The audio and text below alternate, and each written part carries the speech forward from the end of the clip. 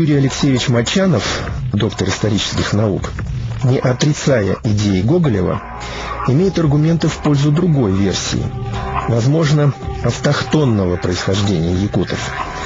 Археологический общедоступный музей Института гуманитарных исследований располагает уникальными экспонатами по истории арктических культур.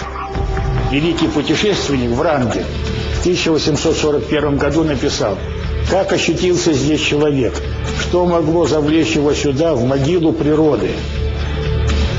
Напрасно мы будем искать решение нашего вопроса. Никакой памятник, никакое предание не говорит о том, что было прежде». И вот вам музей, который вам рассказывает, что было прежде.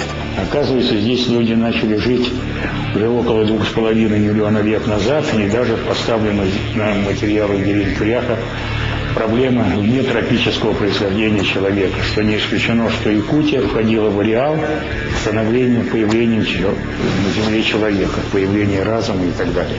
Традиционная теория, идущая еще от Дарвина, он в 1871 году издал книгу «Происхождение человека», где отметил, что человек обязательно произошел в жарком поясе, в тропическом, и, скорее всего, в Африке.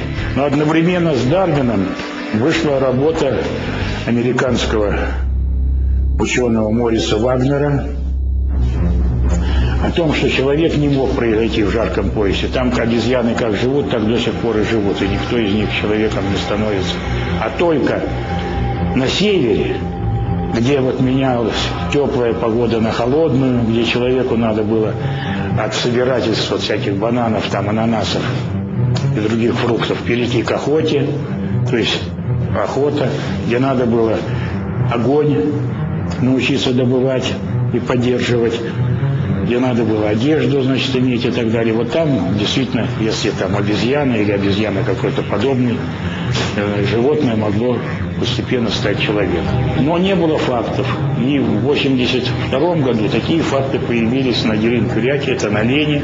Там вот такие вот скопления орудий, которые оставил человек, я сказал, около 2,5 миллиона лет.